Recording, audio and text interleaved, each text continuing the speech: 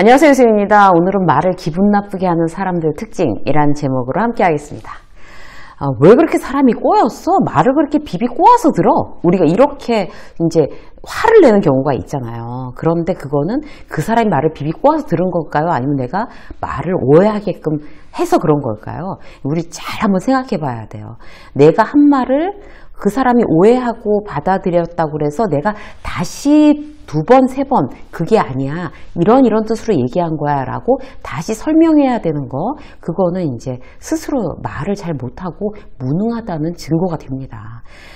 나쁜 사람이라서 일부러 나쁘게 얘기하는 사람도 있긴 해요, 물론. 그런데 말은 이제 습관이고 기술이고 능력이라고 할 수가 있겠죠.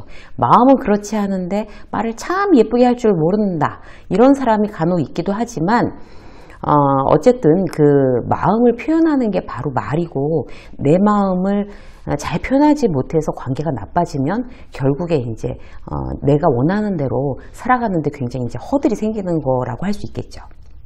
결국 내 마음을 잘 표현하는 법, 날이 갈수록 점점 더 세련되고 진솔하게 이야기할 줄 알도록 나 스스로를 훈련시키는 거, 대단히 좋은 습관입니다. 그래서 오늘은요, 상대가 기분 나쁘게 받아들일 만한 말, 대표적으로 어떤 게 있을까 우리가 한번 알아보고요. 오늘 이제 나의 어떤 말 습관을 또 한번 이제 단도리하는 그런 시간을 갖도록 하겠습니다. 자, 상대가 기분 나쁠 수밖에 없는 거 첫 번째, 일단 부정하는 말 습관이에요. 예전에 제 현직에 있을 때 직원 별명이요, 그건 아니고요가 있었어요. 그건 아니고요.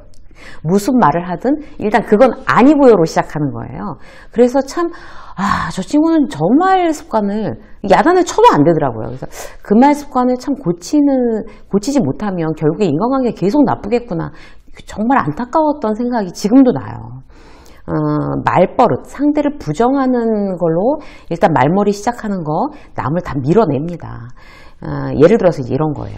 후배가 이제 의견을 이야기했어요. 근데 듣고 있다가 그건 아니고, 그렇게 생각하면 안 되고, 이렇게 자기 이야기를 시작하는 경우, 그럼 그 후배는요, 자기가 틀리고 만약에 선배 말이 맞다 하더라도 이미 그 선배에 대해서 대단히 반감을 가지고 비호감으로 시작하게 됩니다. 그렇기 때문에 일단 부정으로 시작하는 말, 우리가 이제 굉장히 조심하셔야 돼요. 어떤 자기가 이제 무슨 말을 할 때, 그 사람을 이제 설득하고 싶잖아요. 그러면, 이제 상대방이 잘못 이해하고, 잘못 주장하고 있더라도, 이제 그 말머리를 일단 부정으로 시작하지 않고, 긍정적으로, 부분적으로라도, 부분적으로는 나도 동의해 라고 시작하는 게 훨씬 더 잘 맞죠. 또 예를 들어 볼게요. 선배가 잘 모르는 분야, 뭐 SNS 마케팅, 이제 이런 젊은 세대한테 먹히는 마케팅에 대해서 막 이제 서로 얘기하고 있는 와중에, 어떤 이제 기성세대가 그 젊은 세대를 잘 이해하지 못하고 자기의 의견을 막 주장하고 있었어요. 그럼 후배는 어떻게 그 말에 대해서 리액션을 해야 될까요? 그건 아니고요, 선배님. 그건 아니고요, 부장님. 이렇게 시작하면 안 된다는 거죠. 오해하고 말해도. 그럼 어떻게 시작해야 돼요?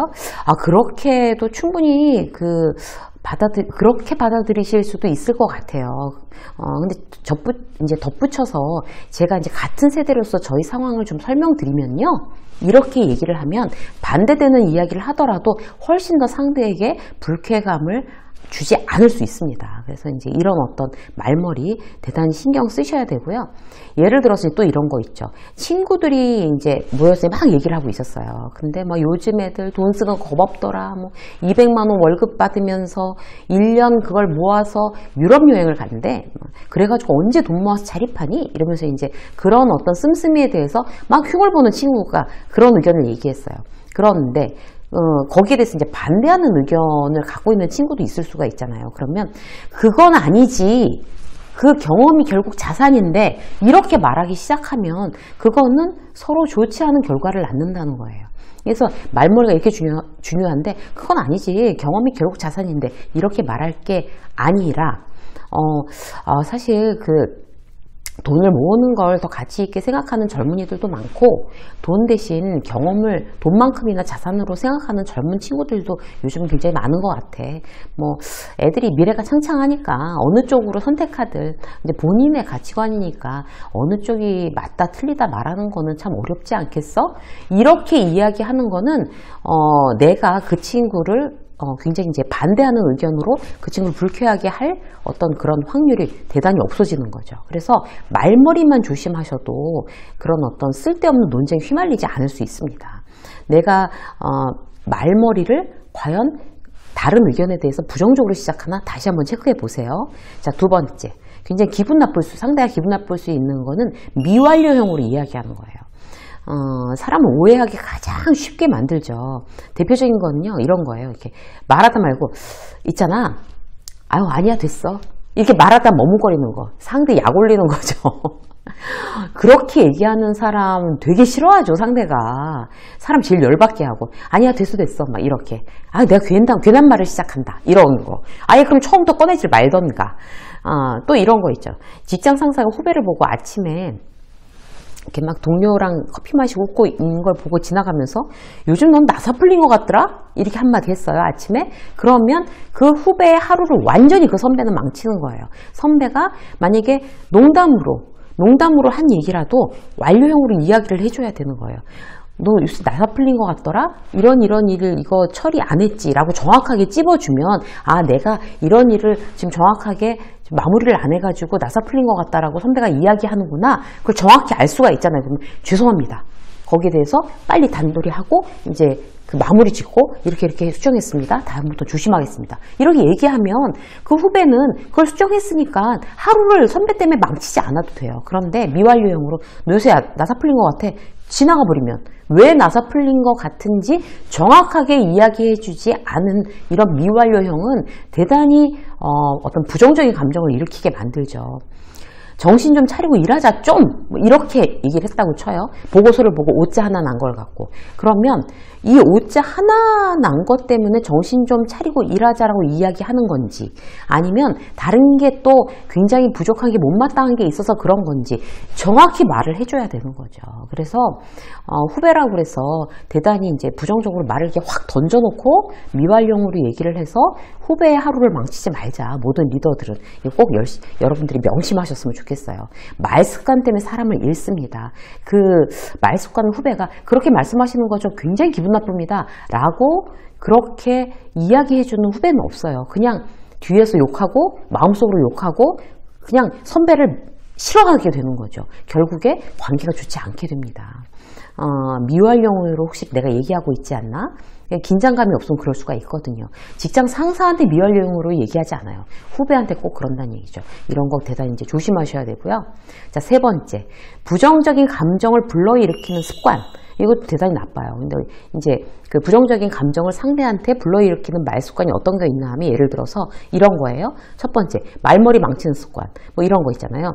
이런 말을 하면 기분 나쁘겠지만 이렇게 시작하는 말. 이런 말은 그냥 내가 이 사람한테 지금 기분 나쁠 수도 있는 얘기를 하게 되는 거예요. 부정적인 피드백을. 그러면 처음에 이런 말머리를 아예 없이 그냥 바로 본론으로 들어가는 게 좋습니다. 이런 말을 하면 기분 나쁘겠지만 이런 얘기 안 하는 거예요. 기분 나쁘게 생각하지 말고 들어. 이미 기분 나빠졌잖아요. 그래서 그런 말머리도 일단 망치는 거고, 다 너를 위해서 하는 말이야. 이러고 나서 굉장히 그 부정적인 이야기. 나 아니면 누가 이런 말 해주냐? 이런 것도 굉장히 쓸데없는 부정적인 감정만 부추기는 말머리라고 할 수 있습니다. 이런 어떤 부정적인 말머리 여러분들이 이제 쓰고 계셨다면, 습관적으로 쓰고 계셨다면 일단 이제 없애자라고 생각하시면 좋고요. 자, 부정적인 감정을 일으키는 두 번째는 어떤 걸까요? 그 무심한 습관이에요. 우리가 이제 가슴에 이렇게 손을 얹고 딱 생각해 보시자고요. 무심하게 말하는 경우, 누구한테 그렇게 하는지. 어려운 사람한테는 안 그래요. 가까운 사람, 쉬운 사람, 만만한 사람한테 무심하게 이야기할 수 있잖아요. 그래서 직장 상사한테는 그렇게 안 하면서 굉장히 그 친한 사람한테 그 가족한테 당신이 뭘 알아, 뭘 안다고 그래, 이런 얘기하는 거 대단히 부정적인 감정을 일으킬 수 있습니다. 이제 자녀가 돼갖고 이제 그 부모님한테 부모님은 걱정돼서 사는 얘기인데, 아이고 엄마가 뭘 알아, 이렇게 얘기하는 거 대단히 부정적인 감정을 일으키는 거고요. 그리고 배우자한테 아유 당신은 말해줘도 몰라, 이렇게 얘기하는 거 대단히 무심한 습관입니다. 남을 무심코 무시하는 그런 습관, 특히 친한 아주 소중한 사람들한테 그렇게 해서 어떤 마음에 상처 주는 얘기 절대로 이제 우리 습관적으로 금하셔야 되고요. 마지막으로 이제 불평불만이에요. 당연히 불평불만하면 부정적인 감정을 불러일으키겠죠.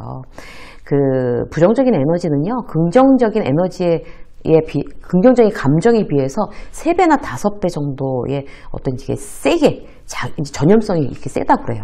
그래서 우리는 이제 긍정적인 말 습관이 나 스스로를 위해서도 좋고 남을 위해서도 대단히 조심해야 되는 그런 부분입니다. 그래서 불평 불만 이제 그런 감정이 들다고 하더라도 내 입 밖으로 내가 불평불만을 좀 이제 줄여보자 라고 생각하는 거, 오늘 이 10분을 유익하게 하는 굉장히 중요한 결심이 되실 것 같습니다. 이쌤의 직장서 여기까지 하겠습니다. 고맙습니다.